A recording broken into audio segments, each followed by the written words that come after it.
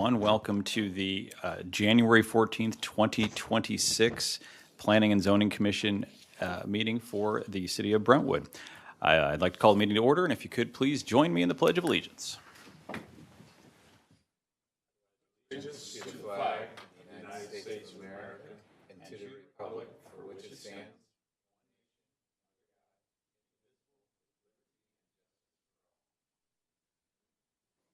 All right, thank you. Happy 2026, everyone. Mr. Moran, could you please call the roll? Thank you, Mr. Chairman. Mark Avaza. Here.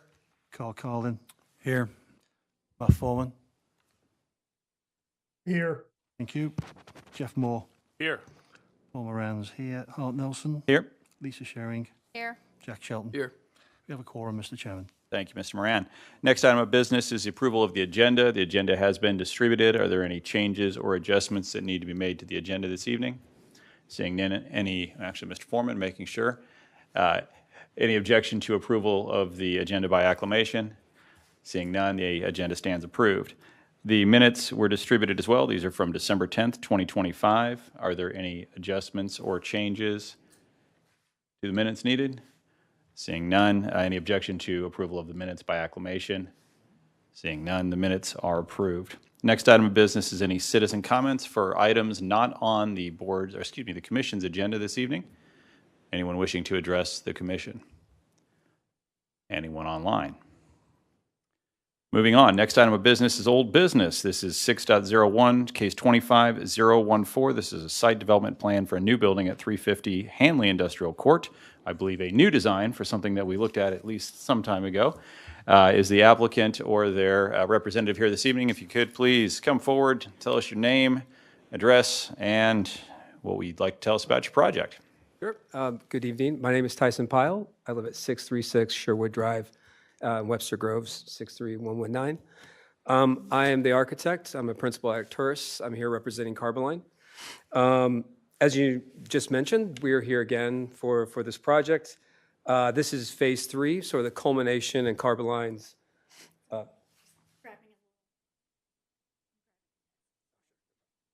the culmination of Carboline's reinvestment into their facility located between Hanley Industrial Park and Litzinger Road. If you recall, about a year or 18 months, I believe, ago, we were in here for the Litzinger facade update where we did a full architectural redesign and updating a lot of elements with that facade, including parking and also entry for customers and the like. So on the Hanley side, so on the north side of the property, the client wishes to do something a little bit more in depth. So previously, we had looked at just upgrading the existing facility, doing a large renovation. Right now, we're looking at doing a tear down and a replacement. So we're proposing a 2-story office and laboratory building located on approximately the exact same footprint as the current facility. It's actually set back further because the current facility is actually, it's in the right-of-way, so it doesn't meet the existing setback conditions. We went through get a variance for a rear yard setback not too long ago, and we were asking for a 3-story building, but actually it's going to be 2 stories. We had, due to construction and programmatic issues, we decided to keep it at 2. So 2 stories, approximately 12,000 square feet total. Again, office and laboratory. The front, I think in your report you can see very well. The front of the facade is going to be brick with metal panels. So we're wrapping the primary sides that face the public in Hanley. It ties into multiple existing facilities. Each of those facilities has varying degree of materiality, so metal panels. There is some brick on the warehouse side. So we're trying to tie it all together and then also screen where we can. There's a note in here about a chain link fence. That is not going to be the screening for the enclosure. That's going to be a solid metal fence, totally opaque. That's going to be a little staging area where they keep some roll-off dumpsters that go back into actually one of their furnace rooms. But yeah, so it's going to be a total brand new Class A facility located on their existing site. From an accessibility standpoint, we're updating that as well. So there's going to be more accessible parking right out front that complies with the new or with the current zoning codes to be able to not have parking that previously was non-compliant. And then there is an issue with the landscaping, but we'll be sure we comply with all sight lines and landscaping requirements as well. So that's sort of what I got. If I'll take questions or Just one quick question, Mr. Powell, and then Yes. we'll go to staff report. On page, and this is 16 of our packet, it may be different, it's figure 11. It still shows a proposed 3-story building. Is that just to show the rear variance, the rear lot variance? Okay, it's 2-story building. It's We were agreeing on 2-story, that. correct. That's just a holdover from the initial design. Thank you. We'll go to staff report, please, Ms. Kelly.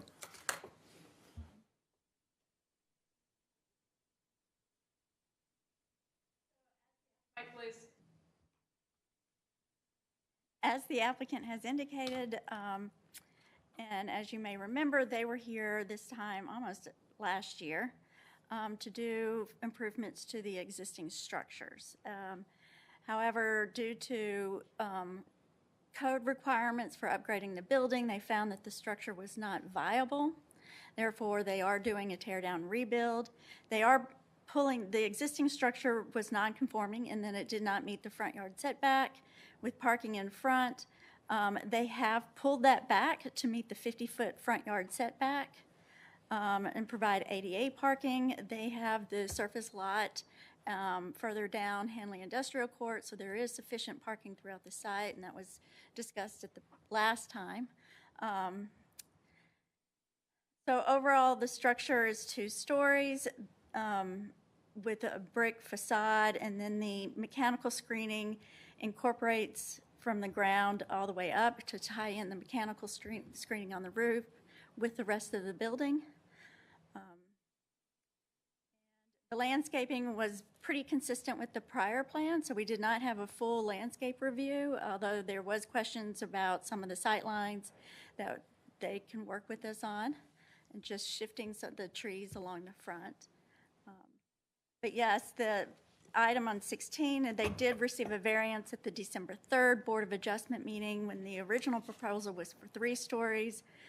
When we combined all of the properties into one, these are all the dark gray is all of the existing structures. So they are non-conforming along the rear. And that was the area that had to meet the 25-foot setback. They got approval up to 3 stories, but they have since lowered that to 2 stories, which is part of the application tonight. CBB did not provide any traffic or parking, since that was adequately covered at the last meeting, and they're actually improving upon even that. And other than your review of the architecture, I didn't have any other concerns. So they did submit a revised landscape plan that I uploaded into the packet today. Was it today? Yeah. So that is very close. The only question was the sight line entering and exiting the site. So. And I don't see Mr. Frankie here, so I assume he hasn't had time to review that, but if that is resolved, no concerns from staff based on that. Correct. Thank you. If y'all have any concerns on the architecture, we can certainly discuss those. We will open up for discussion. Any questions from members of the commission? Yeah, I'd like to start, please. Moran. I'm going to start with Whitney. You can stand up if you want. So I'm going to start with Whitney. There's like 9 conditions here prior to the actual resolution, right? Are you totally satisfied that these either have been met or are going to be met? Yes. The 9 conditions are our general standard of conditions that include, that the applicant will submit for a building permit consistent with the drawings as you've reviewed them. And a grading for the landscape plan, there is the condition number 4, a revised landscape plan shall be submitted to adequately address the comments from Planning Design Studio as indicated in the staff report for tonight. So they are working on that. That item can be addressed later, but they are working on those. And then all of the others is just our standard conditions of approval that all landscaping shall be maintained in good condition with the same quality and quantity, fencing. As he mentioned, the fencing that you see had a note that it was going to be chain link, and he did acknowledge that that was an error. You can see it there. It's going to be a solid black metal. So it was just including that as a condition so that it's further understood by all parties. Am I seeing that is that fencing or a gate? Because That's like a gate. I do see a roll Yeah. overhead beyond So it. you can see it right there. Yeah, all right. It's a gate. It's a gate and a fence. Gotcha. Yeah. So, Thank you. Sorry, Mr. Moran. No, yeah, that's okay. That answered my question. Thank you. I think it's been a while since we've had a full build too, so it does seem like more conditions than normal, but it's a full build, so. Right, just as long as anyone can say, yeah, we're good. Just as long as it actually happens. Thank you. Thank you, Mr. Moran. Other questions from members of the commission? Mr. Foreman, any questions? Any members of the public wishing to address the commission on this application? Sorry, slow with the mute button. Oh. It's a nice, clear proposal. I think the materials and the massing are in keeping with the original building, and it looks like it's going to fit nicely on a very compact site. It is a difficult site to build on, I would imagine. Thank you, Mr. Foreman. Any members of the public? Is there a motion? Yes, there is. I move to recommend approval of the site development plans for the new building at 350 Hanley Industrial Court for carbon lines, subject to all those conditions and discussion of the January 14th P&Z Commission. Motion by Mr. Moran. Is there a second? Second. Second by Mr. Carlin. Roll call vote, please. Mark Rafaza, Yes. Carl Carlin, Yes. Matt Foreman, Yes. Jeff Moore, Yes. Paul Moran is yes, Lisa Shearing, Yes. Jack Shelton. Yes. That's unanimous, Mr. Chair. Thank you, Mr. Moran. That will be going to the Board of Aldermen on the, it's 2026. I have no idea what the calendar looks like, so. it'll probably be February 2026. I will have to check the calendar. for Mr. that. Powell, we will get back to you with the date, but it will go before the Board of Aldermen with our recommendation to approve. Thank you. Next item of old business is 602, which is a presentation of the commercial design guidelines, which we got a preview of. We're looking forward to those.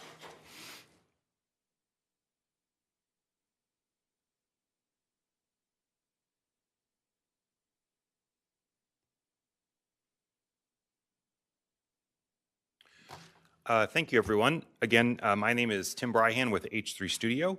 It's good to see everyone in the new year. So what I wanted to do tonight is to go through the revised draft commercial design guidelines. These have been updated based upon feedback that you all provided when we presented these back in, I think it was on December 10th. And then prior to that, I had presented to the Board of Aldermen. Then we also had our public open house. So these have been updated with all of the feedback that we've gathered through that process. So I'll just sort of give an overview. This is going to be very similar, slightly more brief version of what I presented to you on December 10th, really, and then kind of highlight the revisions that have been made. So just as a reminder, in terms of the applicability to these guidelines, they are intended to apply to the GC General Commercial District, RSC Retail Service Commercial District, UD Urban Development District, the PD Plan Development Overlay, and the LID Light Industrial District, with some exceptions specifically for that district, for any project that requires a building permit. The one thing that we started out doing in this commercial process was analyzing the commercial lots to understand what of the desired characteristics could be achieved through the design guidelines and what would be best handled through amendments to the zoning code. And I went through that in some more detail with you last time, but fundamentally what we found was that when we have lots that are less than 115 feet in depth, Those don't support parking in the rear in combination with a 25-foot front setback and 12-foot rear setback. Those are the minimum commercial setbacks that are permitted today. And so because of that, we understand that there will continue to be some lots that are developed with a 50-foot setback and some lots that are developed with under the current zoning, a 25-foot setback. So there are going to be different front setbacks along those corridors. Generally, for the small lots, the main limitation to development is the setback requirements. And for large lots, the main limitation to development is site coverage limits. On lots with depths of less than 165 feet, minimum parking requirements will limit building height, and in some cases, in smaller lots, the minimum parking requirements will actually limit the ability to redevelop lots or reoccupy lots at all. On lots with depths of less than 165 feet, a two-story building with the minimum required parking will generally exceed the maximum permitted lot coverage limits. When we go to lots deeper than 165 feet, building heights will still likely be limited to 2 stories due to maximum permitted site coverage limits unless structured parking is utilized. So site coverage is the most likely limitation to taller development, and in our analysis, we found that would likely prohibit new development taller than 2 stories. And finally, it's important to note that many of the existing commercial developments, particularly those along Brentwood Boulevard, exceed the site coverage limits of the zoning code. And a couple of examples of projects that have some varying combinations of these factors that are inhibiting their development or occupancy. These are 3 examples: 2428 South Brentwood, 2533 South Brentwood, and 2601 South Brentwood. These all exhibit some combination of either nonconformity with setback requirements, site coverage requirements, or an inability to provide the required number of parking spaces. So I think this is important to note, and I think this commission is well aware of this, but these zoning limitations, given the number of smaller lot sizes, particularly along Brentwood Boulevard, are actually inhibiting the ability for owners to redevelop or reoccupy the sites, and therefore inhibiting the vibrancy and the economic function of these corridors. And we'll get into recommendations for zoning at the end of the presentation. So in terms of the contents and organization, we start out with purpose and administration, again, describing the applicability, which I already summarized, the Planning and Zoning Commission review. In the draft document, I did also add some language that suggests that if it were the desire of the city to put commercial project review into the purview of the Architectural Review Board, that could be done through modifications to the city's code of ordinances, and that, of course, any project can be reviewed or can be referred to the Architectural Review Board if the commission wishes. And then also, apologize for jumping ahead there prematurely, there are conditions similar to what we did with the residential design guidelines. There are specific project types specified that are recommended to be able to be done with a staff review or administrative review only, and then specific requirements for the submittal for those types of projects in order to facilitate staff review of those projects. Then moving on to Section B, building design. So we start out with a discussion of building materials. Building materials are classified as either major materials, which are those that are required to make up at least 75% of the solid portion of each facade, and minor materials, which are allowed to comprise up to 25% of the solid area of each facade. And there are permitted major materials and minor materials and prohibited major and minor materials. The one key update, and this was based on input from Mr. Foreman at the last meeting, was moving, for the minor materials, moving EFIS, exterior insulated facade system assemblies, to a permitted minor material. It was formerly listed as a prohibited minor material, and it is currently still listed as a prohibited major material. So again, this would allow for up to 25% of any facade, the solid area of any facade, to be rendered in EFIS. And then moving on to, So sorry. Oh, go ahead. Foreman? That's a pretty nerdy comment that I made last time. And I was wondering if the board members themselves understood that material and that conversation enough to have an opinion on that. And I don't know, Mr. Carlin or one of the other members, if you would, do we need to help people understand what that material is? Last time I referenced the vast majority of the outside of the Galleria is that acrylic stucco over insulation. It's not necessarily a very, shall we say, noble material, but it's very economical and it's very energy efficient. So I believe it has a place as a minor material. Which is up to 20%. So I think that. Up to 25%. 25, excuse me. Thank you.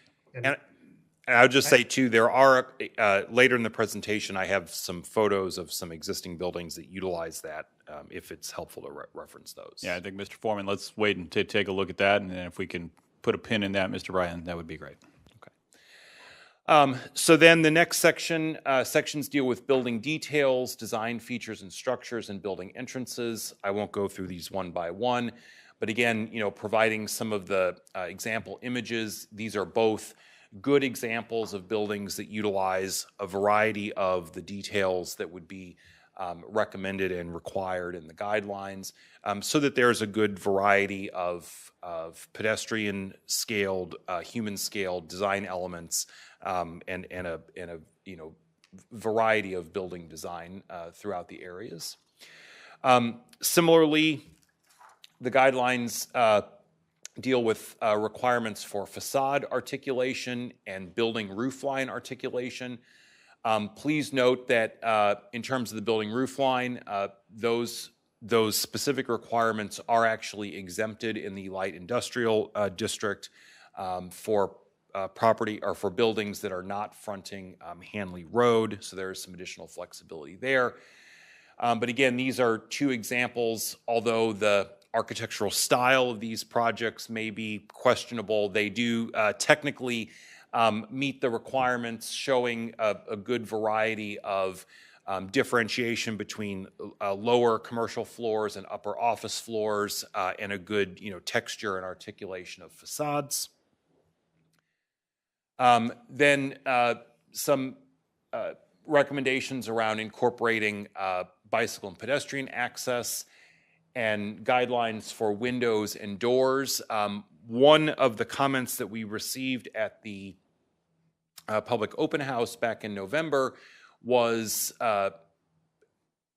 permitting solid doors in certain uses. And so that is an update that's been made in magenta there. For commercial use storefronts, including offices, service businesses, and eating and dining establishments, clear glass doors may be used. Solid doors of wood or metal of a design that is complementary to the building may be approved by the Planning and Zoning Commission and optionally the ARB on a case-by-case basis. I think the idea here is that it's important for retail spaces to have glass doors as part of their storefronts, but non-retail spaces can have some additional flexibility, provided that they meet the design, that they're compatible with the overall design of the building. Can we pause there for just a Yeah. second? Any concerns from the commission on that? I think it makes sense, allows flexibility, but just since it was something that came from other comment. Yeah.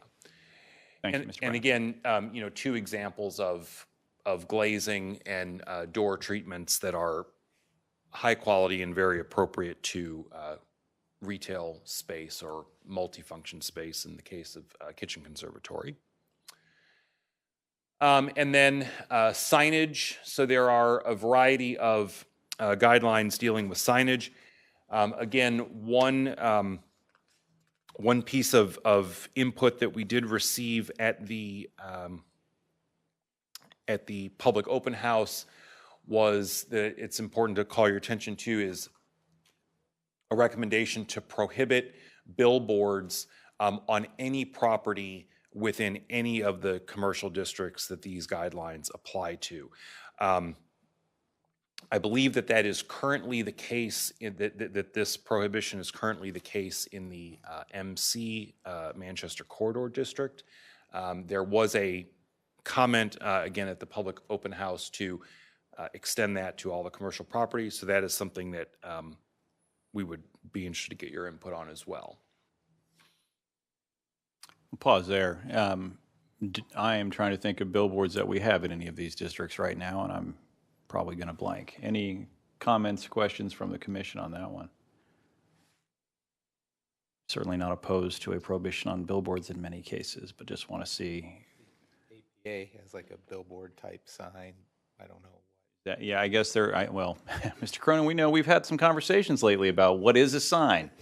Is a mural a sign? Is a sign a billboard? And so I think, some of that may come to us with comprehensive sign plans. Is there a general definition of billboard that we should be working from? A freestanding advertising? Is that what? If the freestanding, is that a component of a billboard? I think I would say that the common understanding, as I would see it, would be a freestanding advertising sign that is not associated with the use of the building. So I think there's an argument that while the APA building does have a billboard style sign, that probably should technically be classified as a pylon sign, whereas something that is for lease for general advertisement would be a billboard, and that's the desire of what.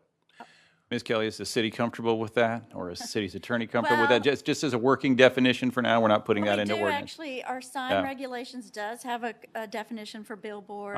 Even better. That is any sign which is, one, located on a lot not containing a building, visible from any point of traveled ways of an interstate highway, and not a roof sign, post sign, or standard sign, monument sign, or a projecting sign. But it doesn't state not having to do with the business in question. But all right, we have a definition. I have no particular opposition to not allowing that definition in those locations. Any other input from folks? Mr. Foreman, anything? Ms. Bilderback's not here to kick me to remember that you're online. I was going to say I'm staying out of the signage stuff. Thank you, Mr. Bryan. We're good to go.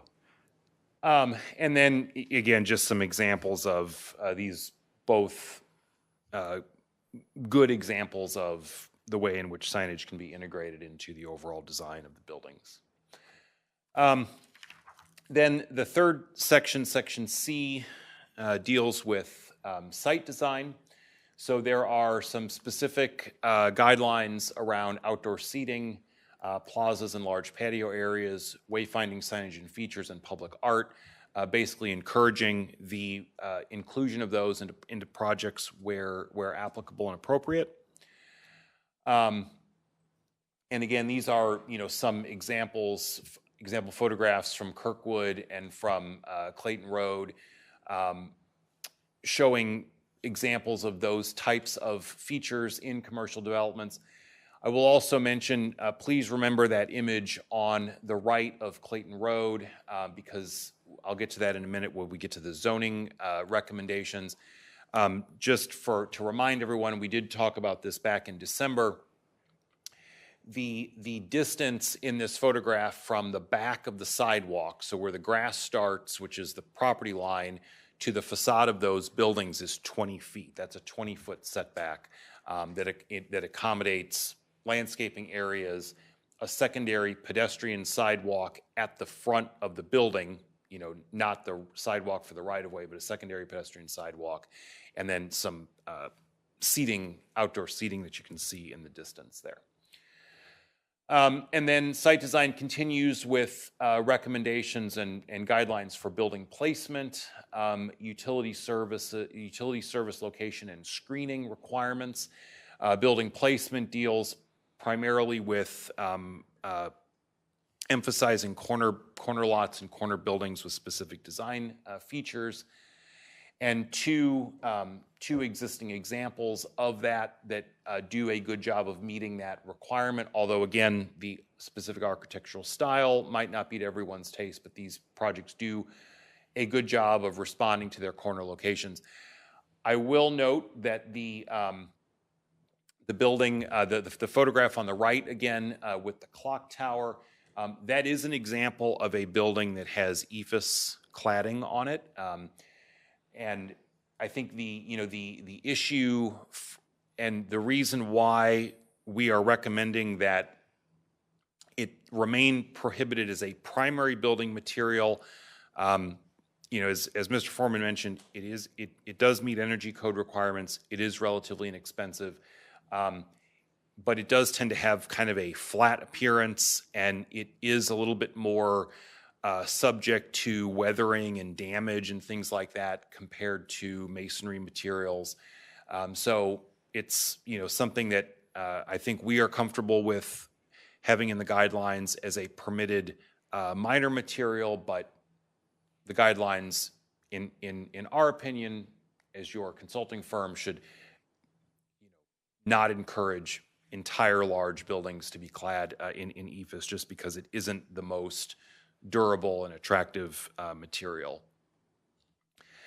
And then additionally, continuing in site design, guidelines for landscaping and requirements for the front landscape zone of the building. We are recommending a minimum 10-foot deep landscape zone measured perpendicularly from the property, which extends the entire width of the lot. And then a requirement that landscape zone be planted with street trees at an interval of not less than 40 feet. And in the guidelines document themselves, there are requirements from the city's code of ordinances on permitted tree species that can be planted. And again, two examples, a lack of a consistent landscape zone on Brentwood Boulevard, even though you do have some sporadic street trees, versus a consistent landscape zone and sidewalk on Manchester Road as part of the Kitchen Conservatory development. And then moving on to lighting. So these recommendations are coordinated with the other recommendations in the city's code around lighting requirements. One thing that we did modify in the previous version, there was in the section that talks about the color temperature of LED lighting. There were two kind of contradictory requirements. One said that the color temperature could not exceed 3,000 degrees Kelvin, and then it said, but it could potentially go up to 4,800 degrees Kelvin, but not exceed that. That's been refined and clarified at 3,000 degrees Kelvin. That is, generally for LED lights, that's generally consistent with other light bulb designs, so you don't have that kind of blue, very cold light temperature. And then, obviously requirements for spillover and other things like that are in line with other requirements in the city's code. And then Section D, parking and access. This is the final section of the actual architectural design guidelines themselves. Requirement for a traffic study. Where possible, access driveways provided from side streets and not from Brentwood Boulevard, Manchester Road, or Hanley Road in order to minimize curb cuts and promote more consistent sidewalk access along there.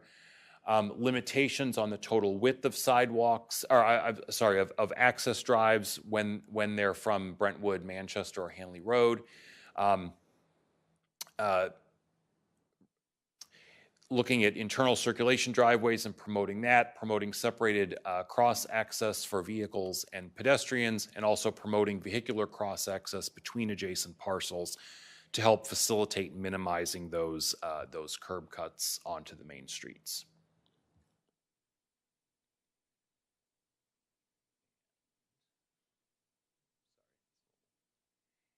And likewise providing pedestrian cross-access, which helps to facilitate where you don't necessarily have a good sidewalk along the street or the buildings are set back.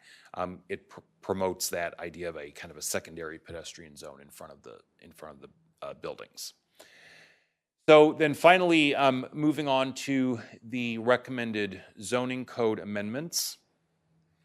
So based upon feedback from the last meeting, what we are looking at is basically, again, and this is the same conceptual approach, but for probably easiest to say it this way, for properties along Manchester Road, those properties would be permitted to have a 50-foot front build-to line or a 20-foot front build-to line with no parking in front.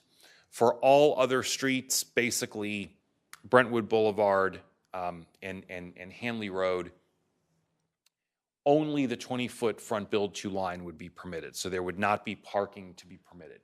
And at the last time that we presented this to you all, that minimum was 25 feet. That's been reduced to 20 feet based upon feedback from the group. So this is a kind of a typical condition on a shallow 90-foot lot. When you move up to a 115-foot lot, you have, with the same two conditions, you have the ability to do rear parking. Again, also note that on the Manchester Road frontage, if a 50-foot front build-to line is utilized, there is a required 8-foot minimum pedestrian zone. That's what we are recommending, that would be in front of the build-to line. So you basically have that secondary consistent sidewalk condition behind the parking. And then, just showing the implications of that on 165-foot deep lots, and then on the larger lots up to 400 feet deep. So the specific requirements, or the specific recommendations rather, for the zoning code amendments, we are recommending that in order to improve walkability, safe and efficient vehicular access, and promote a unified and attractive visual character, that the zoning districts be updated in one of the two following manners. Either reclassifying the GC and RSC districts as planned development overlay, and then amending the yard and setback requirements as outlined herein, or amending the yard and setback requirements individually for each of those districts, but in a consistent way. So the intent of both of those approaches is to standardize the front, side, and rear setback requirements across all of the commercial zoning districts. The recommendations, again, are to replace the minimum front yard setback requirement with a front yard build-to line of 20 feet for frontages on Brentwood Boulevard and Hanley Road, and prohibit parking that is located between the building and the front lot line. And then to replace the minimum front yard setback with a front yard build-to line of 20 feet or 50 feet for frontages on Manchester Road, and prohibit parking that is located between the building and the front lot line for front yard build-to lines of 20 feet. When the 50-foot build-to line is utilized for frontages on Manchester Road, a required pedestrian sidewalk with a minimum width of 8 feet is required to be located directly in front of the build-to line with cross-lot access. And then the side and rear yard minimum setbacks would be amended to 12 feet. And then in terms of the building bulk requirements, similar to what is utilized in the PD overlay today, we are recommending a maximum building height that is based on rear building setback. So 2.5 stories would be the maximum building height If you have a 12-foot rear yard setback, if that rear yard setback is increased from 12 feet to 50 feet, the maximum building height could be increased to 4 stories. And if it's increased further to 100 feet, then the maximum building height could be increased to 6 stories. And then we are also recommending that the code be updated to waive minimum parking requirements for all lots with a depth of less than 165 feet, subject to a parking and access study plan that's approved by the Planning and Zoning Commission. And then finally, we're recommending that within the light industrial district, that subsection C permitted uses be amended to include the following: all uses permitted in the MR, multifamily residential, all uses permitted in RSC, and all uses permitted in GC, as well as motels and hotels. So that would allow for the transition of portions of the light industrial district over time with new uses. And so that concludes the presentation, and I'll be happy to take any other questions or comments you may have. Thank you, Mr. Bryan. Can you go back to that last one? I think I'll at least have some questions on the permitted uses in LID. Yeah. But I'll open it up to the other commission. Any questions from the commission for this? I think the action that we're looking for tonight is a recommendation of approval to take to the Board of Aldermen. Is that the action that we have? Well, actually, this is will be adopted by the Planning and Zoning Commission. We did have, I initially tried to notice it as a public hearing for tonight, but there was an error in the date. So we would just continue it to the next night for review, for adoption of a resolution and a public hearing. We did present this to the Board of Aldermen, but I will discuss if we want to take it back to them for anything or not, and let you know. Any questions from members of the commission? Mr. Carlin. I guess considering that we're continuing it, so a question is not disruptive necessarily. I think, the balance for something like this is to get, prescriptive and performative sort of things correct in the balance, right? So most of this I have read it before as my first meeting having been presented to. So I have some questions, but the one that comes to mind particularly on that balance would be the corner application of design stuff. So as an architect, I'm obviously, and I've said this in this forum before, looking for the ability to maintain freedom of action, by a designer to come up with a better idea than we might have had, right? So the idea that the corner is sort of prescriptively designed, always with a taller element, I feel, as an example, there may be others with time that I could refer back to staff, but that maybe crosses the line from performative to prescriptive, in so much as that the world does not have to all be CVS and Walgreens, right? Sure. So I think there's other ways, with proper, spirited, talented design to accommodate a corner that doesn't necessarily require that exact specific requirement, right?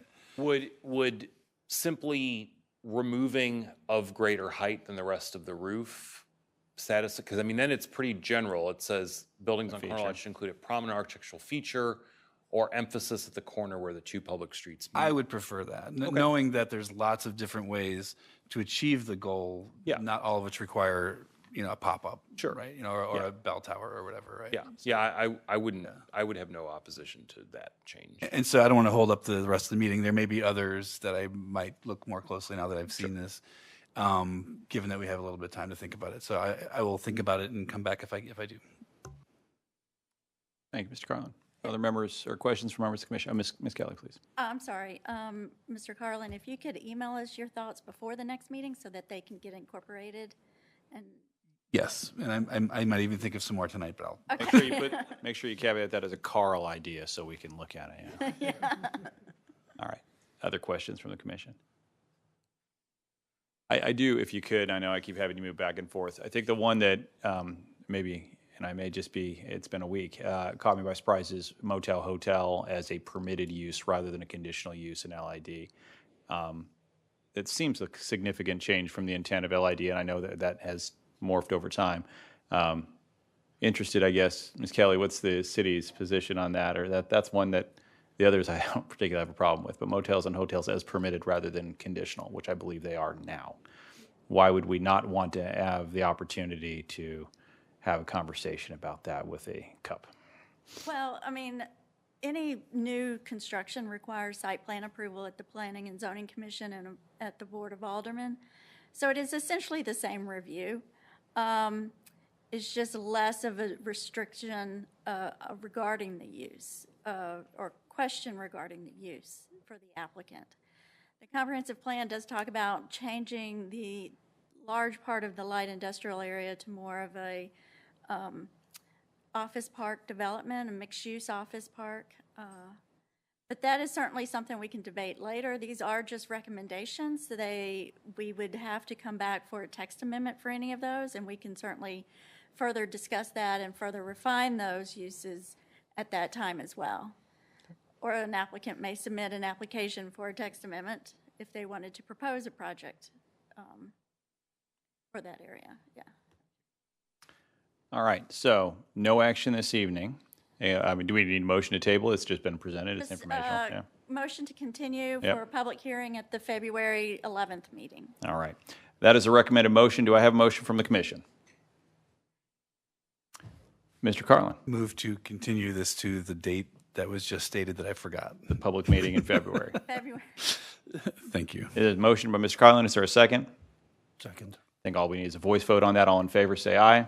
Aye. Opposed, same sign. All right, we'll continue that to the next meeting.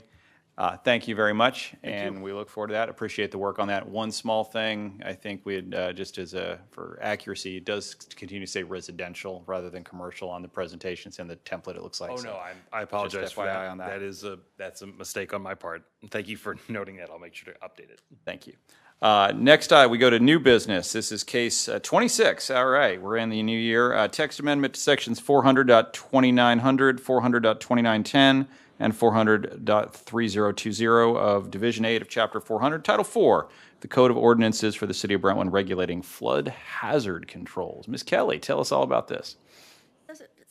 FEMA and SEMA, the State Emergency Management that oversees the floodplain management for the state, has asked or is recommending, and a lot of other cities have moved to, requiring that for those properties within the floodplain, that improvements are to be 2 feet above the base flood elevation rather than 1 foot.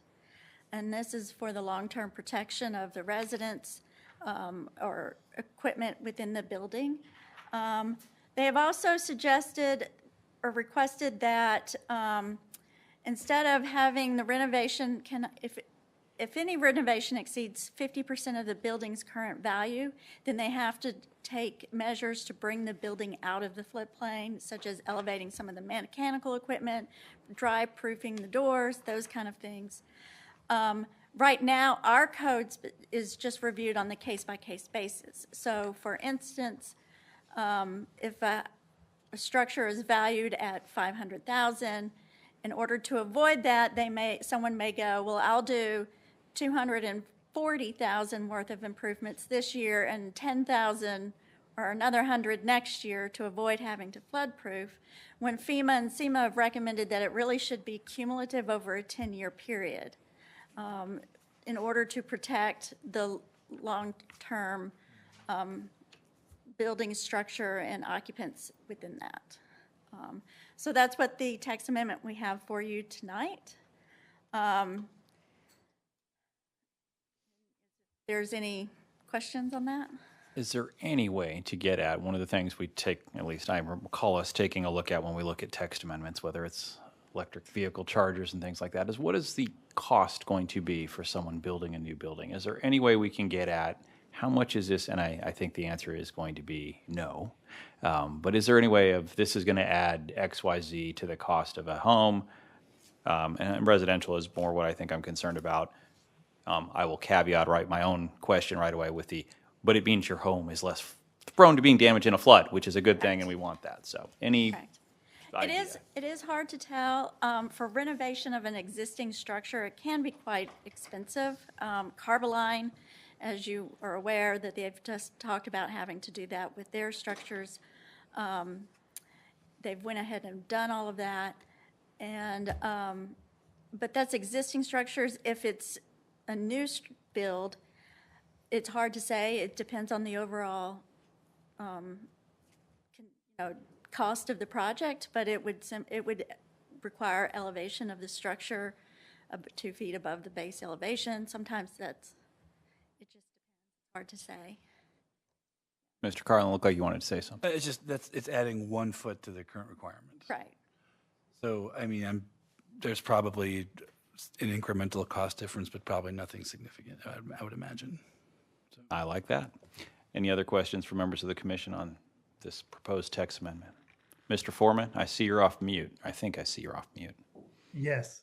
Is in the, I don't know, pushing 20 years of doing residential, I think this has only come up on one house down by the park where the Brentwood Days is held, and they were elevating up the main floor and leaving the garage down low. Do we have a map, Whitney, that shows where our flood zones are? The answer was yes. I don't know if you heard. Oh, yes. No. I can show you the flood maps. It's probably the most accurate. My hunch is this is a pretty limited impact. A Especially large on part, residential. yeah, especially with New maps, yeah. the new maps and the adoption of the LOMAR. But the Yeah, so Yes. it's along Deer Creek largely there and Are you able to along, project that? oh, I'm sorry. I thought, Give us a sec, Matt. We're trying to, there we go. Oh. so it's largely along the industrial area of Black Creek. Yeah. It does get a little bit, especially in here, but that's 200 years, so that's not really applicable. And there might be a couple of small residential properties where it slightly touches, but it's largely the industrial area that's, Ms. Kelly, this is get to the 100-year flood line, or what is the, sorry, did I miss that? I'm sure. so the red hashed is the floodway, which they generally don't want anything in the floodway. The blue is zone AE, which would be the 100-year, and the orange would be the 2% or less than 2% area of flooding.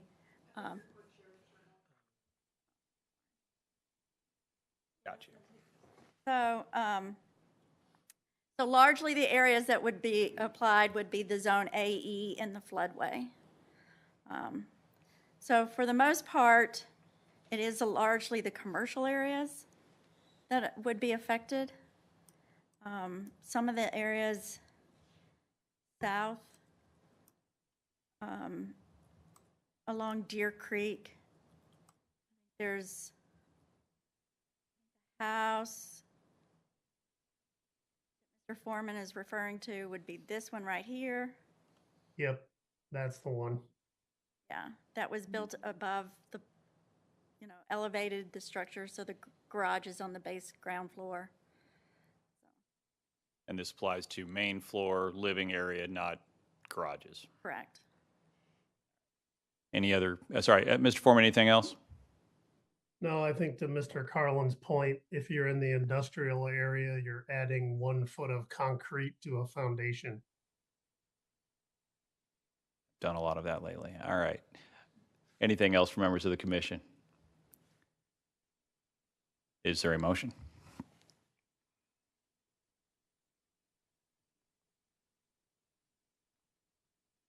Sure. Mr. Faza. I move to recommend approval of the text amendments to the various sections of Division 8 flood hazard control regarding construction and renovation within the floodplain areas as presented and discussed during the January 14th Planning and Zoning Commission. We have a motion by Mr. Favazza. Is there a second? Second. Second by Mr. Carlin. Roll call vote, please. Mark Favazza, Yes. Carl Carlin, Yes. Matt Foreman, Yes, Jeff Moore, Yes. Paul Moran, yes. Lisa Shearing, Yes. Jack Shelton. Yes. It's unanimous. Thank you. Thank you, Mr. Moran. This will go forward to the Board of Aldermen. Next item of business is case 26005, another text amendment to sections Division 4, Division 8 of Chapter 400 relating to building permits for residential building and construction projects and declaring when approval of the architectural review board is required. Ms. Kelly, tell us about this one. So this is really based upon direction from the Architectural Review Board. Since we have now adopted the residential architectural design guidelines, in order to lessen the burden on the ARB, we are proposing a text amendment that would allow staff approval for those projects that are at the rear of the home and not visible from the public right-of-way. And that would be consistent with those design guidelines. Those projects that are visible from the public right-of-way to the front of the home, or large additions, or if we had any concerns, then we can still refer those to the ARB for review. But we were seeing a lot of rear porches, sunrooms that we would like to not keep projects moving forward and not require ARB review, provided that it is consistent with their guidance. I will refrain from asking if Mr. Foreman and Mr. Carlin are just lazy and don't want to see things, but I'll ask for their input on this if you have any on from the ARB perspective, if that's Matt, appropriate. you are chairman, so I defer to you initially. Thank you, Mr. Carlin. No, we've actually been talking about something like this since Whitney joined the city. In recent years, our staff skill level has improved greatly, and coupling that with the design ordinance that gives us much better guidance on elements and massing, et cetera, I think this is more than appropriate. We do see a lot of, Patriot sunrooms, or, someone's building a pergola on the back that no one's ever going to see. And our staff has the judgment to say, well, that's pretty big. It might intrude on the neighbors. Let's call the ARB. Or we're just doing a new porch off the back to get down to the back driveway.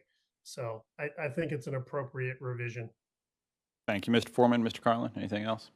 I am in agreement. First. Oh. Any other questions from members of the commission? Any member of the public wishing to address the commission on this issue? Is there a motion? Everyone's quiet. I'll do it. Mr. Chairman, Ms. Schering.